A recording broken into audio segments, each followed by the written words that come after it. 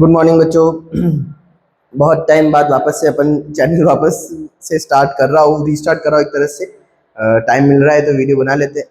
अब ज़्यादा time waste नहीं करते हुए अपन क्या करेंगे, तो सिंपली मेरा टारगेट ये है कि अभी मैं कुछ लेक्चर्स डालूंगा। अपन सबके टर्म 1 आने वाले हैं, हाफ ईयरली आने वाले हैं।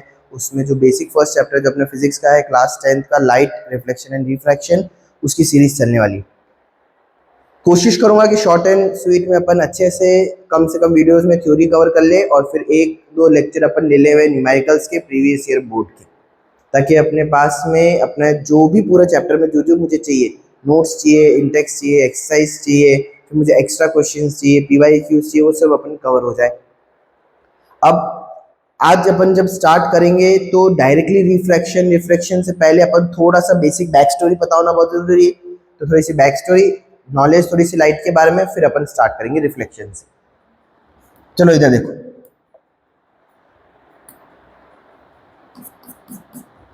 We are going to start with light. तो बच्चों, जब भी अपन फिजिक्स पढ़ते हैं तो सबसे पहले सारा मन में एक सवाल आता है जो आना भी चाहिए, वो कि यार ये जो मैं आ के शब्द लिख दूंगा, भाई इनका सबसे पहले मतलब क्या है, कि व्हाट इज लाइट। अपने पास सिंपल सवाल आता है। तो अपन स्टार्ट करते हैं, देखो कि व्हाट इज लाइट। तो light is a form of energy. Light क्या है? एक फॉर्म ऑफ एनर्जी है। सर आप ऐसा क्यों बोल रहे हो कि लाइट एक फॉर्म ऑफ एनर्जी है? भाई क्यों आपने लिखा एक फॉर्म ऑफ एनर्जी है? तो अपने पास में बहुत सारे डेली लाइफ में एग्जांपल है जहां पे अपन ये बोलते हैं कि light is a form of energy. Sir कैसे एग्जांपल है? मान लो भाई गर्मियों का मौसम चल रहा है, गर्मियों के मौसम में अपन ने बाहर गाड़ी खड़ी करी, भाई सुबह हो गई 12, 1, 2 बज गई। अब 2 बजे स्कूल के बाद जैसे अपन बैठने जाते हैं, ओह हाँ गरम गरम गरम गरम गरम लगता है। अब ऐसा क्या हो रहा है कि भाई अगर मेरे पास कोई चीज है, थोड़ा सा डार्क यूज कर लेते अपन कलर। अगर मेरे पास एक कोई भी चीज को अगर मैंने रख रखा है कहीं पे भी, कि मैंने मान लो सन के प्रेजेंस में उसको रख रखा है, तो इस पे सनलाइट गिर रही है। अब सनलाइट से क्या हो रहा है, धीरे धीरे धीरे इसमें हीट एनर्जी बढ़ रही है। और मुझे कैसे पता बढ़ रहा है कि हीट एनर्जी बढ़ रही है? टेम्परेचर से। Now heat is a form of energy, that is a known fact. अपन सबने बचपन से पढ़ा है भाई heat is a form of energy. तो कब आएगी एनर्जी? मैं आपको 100 रुपीज तब दे सकता हूं जो मेरे खुद के पास में 100 रुपीज हो। दैट मीन्स अगर सनलाइट से हीट एनर्जी बढ़ रही है तो एनर्जी क्रिएट नहीं हो सकती है, वो सिर्फ एक फॉर्म से दूसरे फॉर्म में कन्वर्ट हो सकती है। That means light is also a form of energy. अब इसके दूसरे भी बहुत एग्जांपल है। भाई सोलर सेल क्या करता है? इसी लाइट एनर्जी को तो इलेक्ट्रिकल एनर्जी में कन्वर्ट करता है। तो light is a form of energy. पहला स्टेटमेंट अपन को क्लियर होना चाहिए। Now it is an electromagnetic wave। अब इसमें अपन बहुत डिटेल में नहीं जाएंगे, बस अपन को पता होना चाहिए, अपन क्लास 10th में लाइट पढ़ रहे हैं कि light is EMW, that means an electromagnetic wave. It has two components, electric field and magnetic field. और ये सिर्फ मैं आपको बस इसलिए बता रहा हूं क्योंकि मुझे नेक्स्ट ये लिखना है कि इट doesn't need medium। इसका मतलब लाइट वैक्यूम में भी चल सकती है। तो मुझे कैसे पता पड़ा? मुझे पता है, सिंपल सी चीज दिखाई देती है सर कि सन है, ये अर्थ है। सन और अर्थ के बीच में कोई मीडियम ही नहीं है, लेकिन तब भी सन मुझे नजर आ रहा है। इसका मतलब सन से लाइट आ रही है। तो सन से जब लाइट आ रही है तो वो वैक्यूम में, एयर में चल रही है, स्पेस में चल रही है, जहां कुछ भी नहीं है। इसका मतलब लाइट को चलने के लिए मीडियम की जरूरत नहीं पड़ती है। किसको जरूरत पड़ती है? तो साउंड को जरूरत पड़ती है। कहने का सेंस, अगर मैं एक रूम लूं, इस रूम में मैंने क्या कर दिया, इस रूम में मैं कुछ भी चेंज कर सकता हूं, मेरी पावर। तो आप मुझे नजर भी आएंगे, आप मुझे सुनाई भी देंगे, है ना। लेकिन अगर मैं क्या करूं, इसमें वैक्यूम क्रिएट कर दूं, मतलब इसमें से सारी हवा चली गई, तो आप मुझे देख तो सकते हैं लेकिन आप मुझे सुन नहीं पाएंगे। ऐसा चलता रहेगा, आपको सुनाई नहीं देगा कुछ। क्यों? क्योंकि साउंड को चलने के लिए मीडियम चाहिए। हाँ, लेकिन भले ही हवा हो, लेकिन अगर आप लाइट्स बंद कर दो, डार्क कर दो, तो मैं आपको सुनाई तो दूंगा एयर की वजह से, लेकिन मैं आपको दिखाई नहीं दूंगा। तो मुझे ऐसे दो चीज पता पड़ी। क्या पता पड़ा भाई? लाइट को एक तो मीडियम की जरूरत नहीं पड़ती है, वो वैक्यूम में भी चल सकती है, और उसकी वैक्यूम की जो स्पीड होती है, स्पीड इन एयर, या फिर वैक्यूम जो होती है उसको अपन सी से डिनोट करते हैं। ये होता है 3 × 10⁸ मीटर पर सेकेंड। दूसरी चीज मुझे यहां से क्या पता पड़ा? तो मुझे यहां से पता पड़ता है कि कोई भी ऑब्जेक्ट मुझे तब नजर आती है जब उससे लाइट गिर के, अगर ये लाइट है, उससे लाइट गिर के मेरी आंखों में एंटर करनी चाहिए। तो light enables us to see the colorful world around us। मेरे आसपास की दुनिया को देखने के लिए लाइट मुझे मदद करती है। मुझे लाइट सिर्फ तब नजर आती है, मुझे कोई ऑब्जेक्ट सिर्फ तब नजर आती है जब उससे लाइट टकराए और मेरी आंखों में आए। सर जैसे कि अगर मैं आपको फेस कर रहा हूं, आप मुझे फेस कर रहे हैं, तो आपके अपने पीछे का नजर नहीं आ रहा है।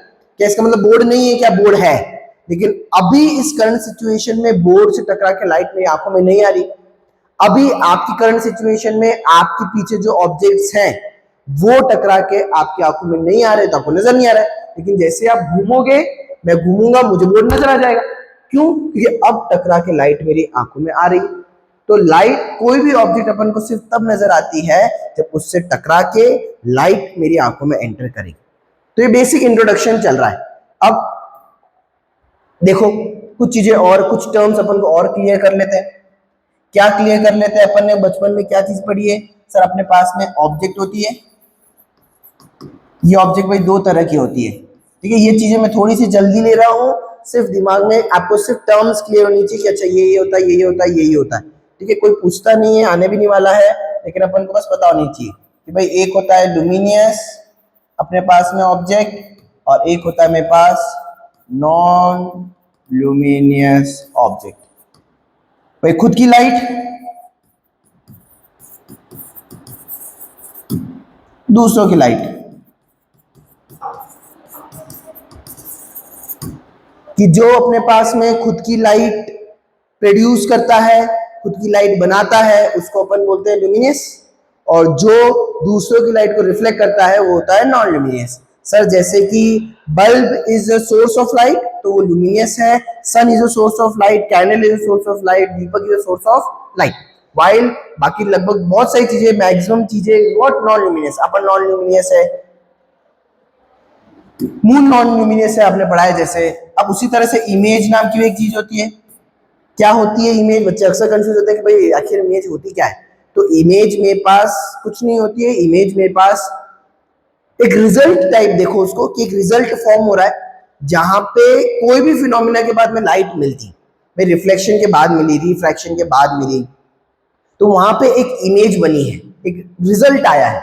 ये रिजल्ट भी दो तरह का हो सकता है, या तो ये रिजल्ट रियल हो सकता है, या तो ये रिजल्ट वर्चुअल हो सकता है। तो ध्यान क्या रखना है इसमें मुझको? सिंपल सी चीज, रेस एक्चुअली मीट, सही में मिल जाती है, किसी किसी को मिल जाती है, कोई सोचता ही रहता है। रेस अपीयर टू मीट, कहने का मतलब असल में मिल गई तो रियल है, मैं ख्याली पुलाव बना रहा हूं, मैं सोच ही रहा हूं कि हो सकता है वहां से हो रहा हो, तो वर्चुअल। मुझे कैसे पता पड़ेगा? मुझे सिंपली पता पड़ जाएगा भाई इसको देख के। और जब भी अपने पास में रियल इमेज बनती है, जनरली अगर मैं मिरर की बात करूं तो इन फ्रंट ऑफ मिरर बनती है, या इन बैकवर्ड्स लिखो, बैकवर्ड्स,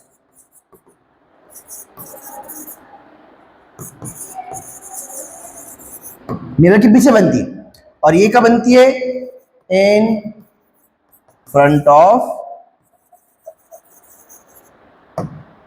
मिरर। नहीं रुको, मैंने उल्टा लिख दिया, सही बोल रहा था पहले। ये इन फ्रंट बनती है, सामने बनेगी, ये इन बैक बनेगी, ये पीछे बनेगी और ये आगे बनेगी। सर जैसे कि प्लेन मिरर होता है, प्लेन मिरर में मुझे मिरर के पीछे इमेज नजर आती है। जब मुझे पीछे नजर आती है इमेज, इसका मतलब वो वर्चुअल इमेज, मैं टच नहीं कर सकता हूं उसको, लेकिन मुझे सिर्फ नजर आता है। रियल इमेज जो होती है वो अपन एक्चुअल स्क्रीन पे ले सकते हैं। जैसे कि अपन थिएटर में जाते हैं, अपन मूवी देखने जाते हैं पीवीआर आइनॉक्स में, तो इतनी सी में लेंस होता है, प्रोजेक्टर होता है, उससे इतनी बड़ी स्क्रीन पे इमेज बन जाती है। तो that is an image that can be formed on screen. Virtual और रियल में एक डिफरेंस और है कि can be form on screen, इसको अपन स्क्रीन पे ले सकते हैं, और ये can not be formed on screen. ठीक है। अच्छा एक चीज और मैं बताऊं लास्ट लाइट के बारे में, तो जो मुझे पहले ऐड कर लेनी चाहिए, यहां पे ऐड करता हूं मैं, कि लाइट ट्रेवल्स एज अ रे। अब मैं देखो बहुत डिटेल में नहीं जाऊंगा, लेकिन मैं आपको सिर्फ ये बता देता हूं जनरली कि लाइट के दो अपने पास में नेचर होते हैं, wave nature and particle nature. अपने कोर्स में सिर्फ पार्टिकल नेचर ही है, और पार्टिकल नेचर में लाइट जो चलती है वो एज अ फॉर्म ऑफ रे चलती है, रे in the sense straight line. तो अपन को पूरे ही चैप्टर में ध्यान रखना है, लाइट ऐसे ऐसे ऐसे चलेगी, ऐसे नहीं चल सकती, ये गलत है। तो अगर आपने कर्व करा दिया तो आपका डायग्राम गलत हो जाएगा, आपको स्ट्रेट लाइंस बनानी है, ऐसे ऐसे ऐसे ऐसे। तो light moves in form of रे दैट इज स्ट्रेट लाइन में चलती है। इसका मतलब ये नहीं कि सिर्फ स्ट्रेट चलती है, वेव नेचर भी होता है, लेकिन क्योंकि अभी अपने स्कोप के बाहर है तो अभी अपन उसको नहीं देख रहे हैं। और अब अपन यहां से क्या करते हैं, अब अपन आज का मेन टॉपिक स्टार्ट करते हैं। क्या है आज का मेन टॉपिक जो अपन को पढ़ना है? अपन को पढ़ना है रिफ्लेक्शन ऑफ लाइट। इंपॉर्टेंट है, डेफिनेशन भी आती है, लॉज भी आते हैं। चलो स्टार्ट करते हैं। What is reflection of light? So it is a phenomena of light in which light bounces back in same medium। जब लाइट किसी सरफेस पे टकराए, ऑन इंसिडेंटिंग अ सरफेस, जब किसी सरफेस पे टकराए और वो बाउंस कर जाए वापस से, ये आई सरफेस टकरा के बाउंस कर रही है, जैसे एक बॉल बाउंस करती है, जैसे एक पार्टिकल बाउंस करता है, लाइट भी पार्टिकल नीचे पड़ रहे हैं तो वो भी बाउंस कर रही है। तो जब वो बाउंस कर जाए उसी सरफेस में, उसी मीडियम में वापस से किसी सरफेस से टकरा के, then it is called what? Then it is called reflection of light. Diagram कैसे बनेगा आप ध्यान से समझना। क्या हो रहा है, ये मेरे पास हो गया है एक सरफेस। आपने पढ़ा है कि दो तरह के रिफ्रैक्शन होते हैं अपने पास में, अपन को बस जनरल देखना है। अपना मेन टारगेट है मिरर, वो भी कौन से? Spherical mirror. अगर मेरे पास यहाँ पे लाइट आ रही है तो ये लाइट आई, जो लाइट पहले टकराती है उसको बोलते हैं इंसिडेंट रे। अपन बहुत बार ये शब्द यूज करेंगे, इंसिडेंट रे। जहां टकराई है वहां से जो परपेंडिकुलर लाइन बनती है, ये परपेंडिकुलर लाइन है मेरे पास, this perpendicular line is called what? It is called normal. फिर जो टकरा के बाउंस वापस बैक करी है, that is called your refracted ray, इसको बोलते हैं refracted ray. The angle made from normal is called angle i, incident ray का, and this is your angle of incident, while ये जो एंगल है ये है angle R। this angle R is called angle of reflection। तो angle of incident, angle of reflection, all are measured from, भूलना नहीं है, मेजर्ड फ्रॉम नॉर्मल। बच्चे क्या करते हैं? बच्चे नीचे से मेजर कर लेते हैं। बेटा ये गलत है, नीचे से नहीं मेजर करना है। अपन को कहां से मेजर करना है? अपन को मेजर करना है नॉर्मल के साथ में, ये नॉर्मल है मेरे पास। अब नॉर्मल एक इमेजिनरी लाइन है और नॉर्मल हमेशा कहाँ होगी, तो नॉर्मल अपने पास में हमेशा रहेगी सरफेस के परपेंडिकुलर लाइन पे, जहां पे भी अपने पास में इंसिडेंट हो रही है। ये रिफ्लेक्शन। अब इसके दो लॉज हैं, लॉज ऑफ रिफ्लेक्शन। बेटा थ्योरी है, थ्योरी पार्ट अपन के पास बुक में भी बहुत है, अपन के पास नोट्स भी है। अपन को क्या करना है, रिवाइज करना है उन चीजों को और ज्यादा फोकस न्यूमेरिकल्स पे करना है। न्यूमेरिकल्स पे क्वेश्चन आते हैं और अपन थ्योरी साथ साथ में देखते जाएंगे कि इतनी इतनी theory is more than enough. अब इसमें दो लाइन आपको जोड़नी है, आगे से दो लाइन नीचे जोड़नी है कि it is the phenomena of light where light bounces back in the same medium or incident or reflex surface is called reflection of light। तो ये आप अपनी मर्जी से जोड़ सकते हो, मेन कीवर्ड्स अपन लिख रहे हैं। अब लॉज ऑफ रिफ्लेक्शन में भी सिंपल है। पहला लॉ कि एंगल आई बराबर किसके होगा, angle R. That means the angle of incident and angle of reflection दोनों हमेशा एक दूसरे के क्या होंगे, बराबर होने वाले हैं। 2 मिनट।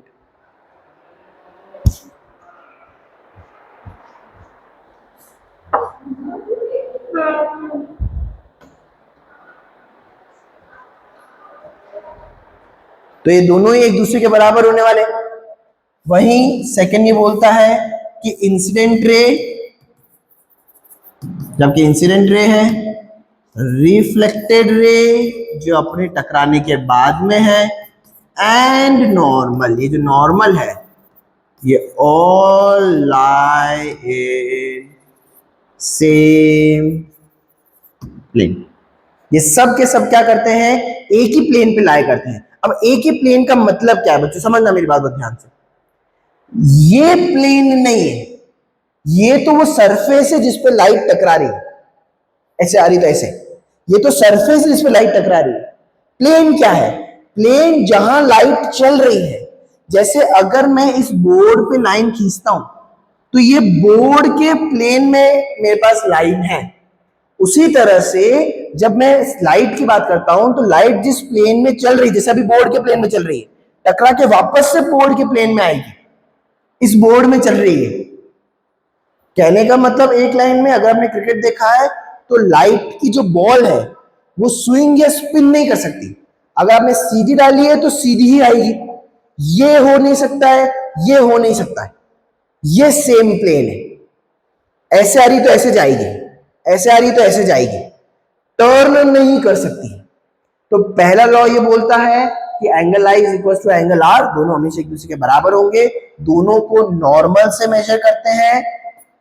दूसरा ये बोलता है कि incident ray, reflected ray and normal तीनों ही क्या होते हैं, तीनों एक प्लेन पे लाई करते हैं। लाइट की बॉल जो है वो अपने पास में स्पिन नहीं कर सकती।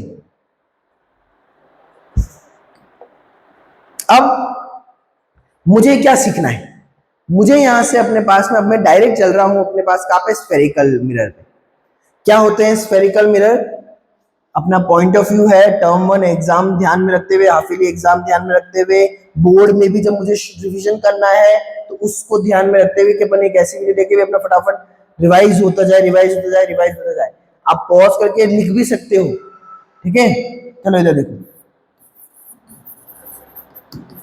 Spherical mirrors. What are spherical mirrors, तो spherical mirrors are part of a sphere, एक स्फीयर के पार्ट होते हैं, यानी part of a sphere. Plane mirror जैसा नहीं है कि सीधे होते हैं, एक स्फीयर का पार्ट है, स्फीयर गोल होता है, उसमें कर्व होता है, तो यहां पे भी कर्वेचर होने वाले। दो तरह के मेरे पास स्फेरिकल मिरर्स होते हैं। एक होते हैं जिसको अपन बोलते हैं कॉनकेव मिरर, एक होते हैं जिसको अपन बोलते हैं कॉन्वेक्स मिरर।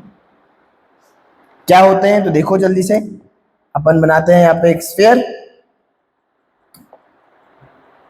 अब ध्यान रखना ये अपने पास में एक 3D ऑब्जेक्ट है, ये कोई अपने पास में 2D नहीं है, अपन 3D के बारे में बात कर रहे हैं।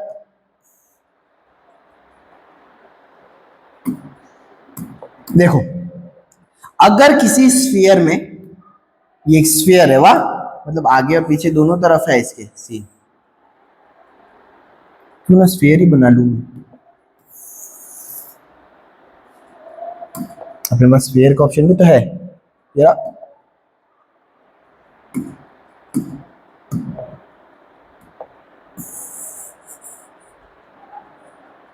ये अपन ने बना लिया स्फीयर, इसको इधर, इसको कॉपी करो और ये एक और, तो अपने पास में स्फीयर आ गए। अब देखो, अगर मैं किसी स्फीयर के अंदर वाली साइड को तो कर दूं पॉलिश, और बाहर वाली साइड को तो मैं कर दूं रफ, ये हो गई रफ साइड और ये हो गई और स्मूथ साइड, पॉलिश्ड साइड। तो दिस मिरर फॉर्म, ये सेंटर हो गया, इस कॉल्ड योर कॉनकेव मिरर, इसको अपन क्या बोलते हैं, कॉनकेव मिरर। वाइल अगर मैं बाहर वाली साइड को तो कर दूं पॉलिश, और अंदर वाली साइड को तो मैं कर दूं रफ, ये डैश लाइन का मतलब है कि ये रफ साइड है, और बाहर कौन सी साइड है, स्मूथ साइड है। तो ऐसे मिरर को अपन बोलते हैं कॉन्वेक्स। ये तो हो गया मेरे पास सी। क्या नेचर होता है, तो अगर मैं एक लाइट रे बनाता हूं और गिराता हूं कॉनकेव पे, तो ये लाइट को कन्वर्ज करती है, ये कन्वर्जिंग नेचर है, इसलिए इसको कन्वर्जिंग मिरर भी बोलता है। अभी कहां कर रही है वो नहीं बता रहा हूं, बस कन्वर्ज करती है, इकट्ठी करती है लाइट, लाइट टकराती है और ये लाइट को क्या करती है, इकट्ठी करती है। वहीं अगर कॉन्वेक्स में लाइट गिरेगी तो ये लाइट को इकट्ठा नहीं करेगी, ये लाइट को दूर भेज देगी। लाइट ऐसे आई, ऐसे जाके दूर जा रही है, यहां पे लाइट ऐसे आई, ऐसे आके पास में आ रही, तो यहां पे लाइट कन्वर्ज हो रही है, यहां पे लाइट डाइवर्ज हो रही है, इसलिए ये कौन सा है, this is your diverging mirror. तो दो तरह के मिरर होते हैं, convex mirror and concave mirror. This is your convex mirror, बाबूजी का Tullu, and this is your convex, sorry this is your concave, this is your convex. चम्मच के अंदर वाला पार्ट तो मेरे पास कॉनकेव होता है, बाहर वाला पार्ट क्या होता है, कॉन्वेक्स होता है। चलो बढ़ते हैं अपन आगे।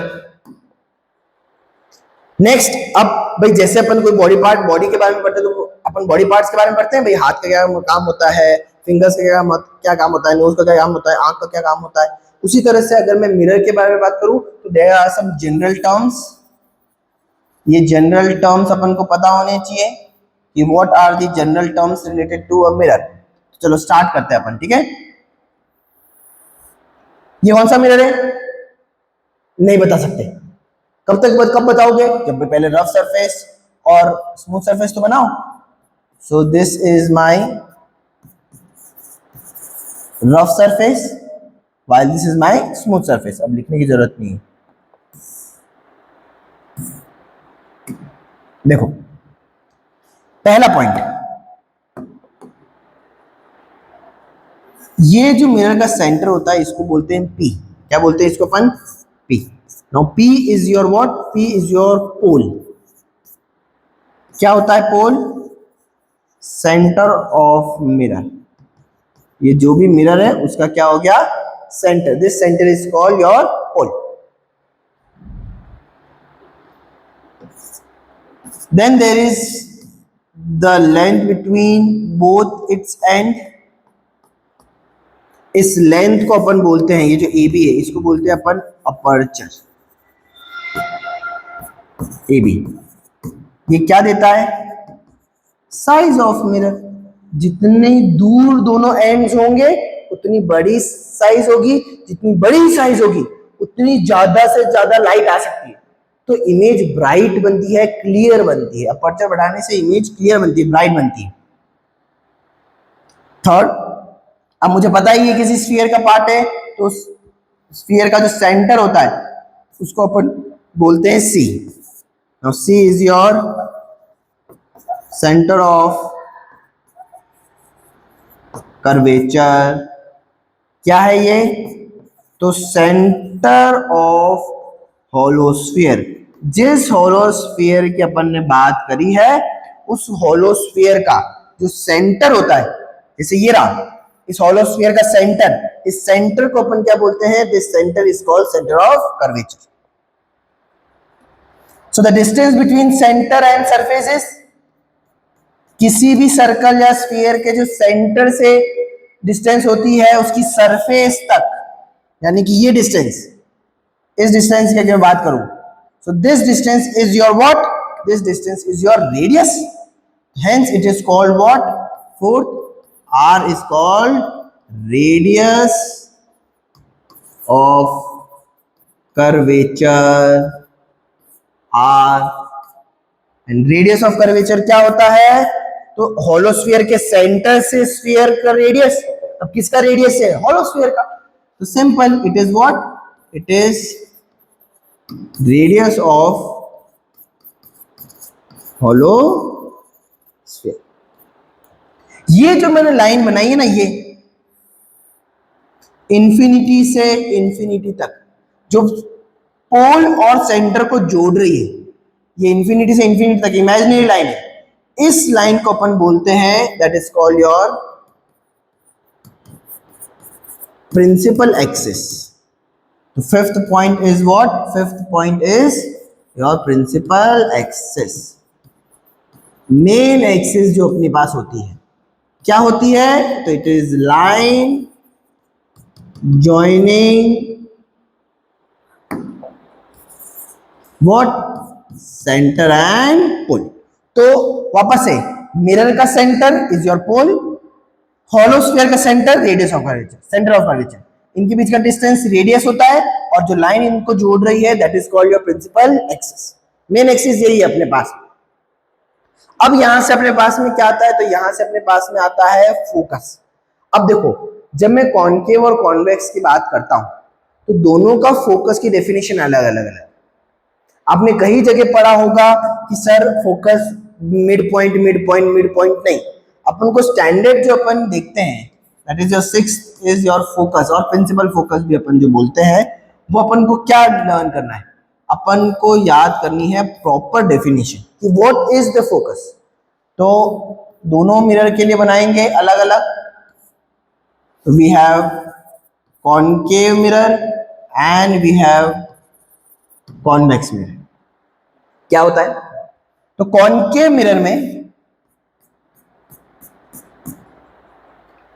Step by step, first step is form what? First step is forming mirror, second step is pole, third is centre, principal axis. अब जब कोई पैरेलल लाइट इस कॉनकेव मिरर पे गिरती है तो इट इज ऑब्जर्व्ड दैट ये एक ही पॉइंट पे मिलते हैं, and the point where they converges is called focus. यानी the point on PA means principal axis where parallel rays converges. जिस पॉइंट पे पैरेलल रेस कन्वर्ज होती है, कन्वर्ज होके मिल रही है, उस मिलने वाले पॉइंट को अपन क्या बोलते हैं? Principal focus. अब डेफिनेशन अलग क्यों है? कि जब मैं बनाऊंगा अपने पास में कॉन्वेक्स मिरर तो देखो चेंज हो जाएगी. अब कॉन्वेक्स मिरर साला कन्वर्ज ही नहीं करता है. First step, second, third and your fourth step. क्या हुआ? जब पैरेलल रे इस पे गिरती है तो इसका तो नेचर ही डाइवर्जिंग है. तो जिस पॉइंट से रे डाइवर्ज होती है उस पॉइंट को अपन बोलते हैं फोकस. यहां पे कन्वर्ज हो रही है, यहां पे डाइवर्ज होगी, यानी the point on principal axis from where, जहां से लगेगा, ये असल है, ये असलियत है, ये रियल जिंदगी है, ये सपने हैं. The point on principal axis from where parallel rays diverges, या फिर क्या लिखूं, appear to diverge। जिस पॉइंट से मेरे पास पैरेलल रे कन्वर्ज होती है, सॉरी जिस पॉइंट पे कन्वर्ज होती है, दैट इज योर कॉन्केव का फोकस। जिस पॉइंट से मुझे लगता है कि डाइवर्ज हो रही है, दूर जा रही है, that is called your focus of convex mirror. इनके भाई बीच का जो डिस्टेंस होता है, ये यहां से यहां तक, इसको फोकल लेंथ बोलते हैं। ये यहां से यहां तक, इसको फोकल लेंथ बोलते हैं। तो your seventh point is focal length.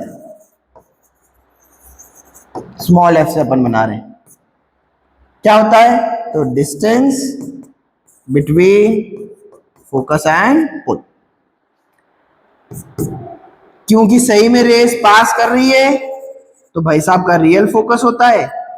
क्योंकि सपने की दुनिया है, मैं मान रहा हूं डाइवर्ज हो रही है, अपीयर टू कर रहे हैं, इसलिए बोलते हैं इसका क्या होता है, वर्चुअल। तो क्वेश्चन आता है एमसीक्यू कि which of the following has virtual focus, which of the following has real focus. तो अपन को पता होना चाहिए कि वर्चुअल फोकस किसका होता है, रियल फोकस किसका होता है। फोकल लेंथ क्या होती है, इन दोनों के बीच का डिस्टेंस होती है। एक सिंपल सा रिलेशन है, एक फॉर्मूला आ रहा है आपके पास में, पहला फॉर्मूला कि आर जो होता है बराबर किसके होता है, 2f। The radius of curvature is twice the focal length. Example, अगर r मान लो 36 सेंटीमीटर है, तो f कितना होगा, तो f हो जाएगा मेरे पास r/2। r/2 कर लेने का, 6/2 कितना हो गया मेरे पास, 18 सेंटीमीटर। बस, इस पे से ज्यादा कुछ बनता नहीं है, तो इस पे ज्यादा टाइम वेस्ट करने की भी जरूरत नहीं है। r = 2f होता। तो अपन ने यहाँ पे क्या देख लिया है, यहाँ पे अपन ने देख लिया है the general terms related to your mirror. तो अभी अपने पास में एक ये लेक्चर अपन यहाँ एंड करें। नेक्स्ट अपन क्या करेंगे, next we will start with image formation and lens mirror formula. Then फिर नेक्स्ट अपन क्या करेंगे, next we will start with revision of mirror formula and numericals. ठीक है।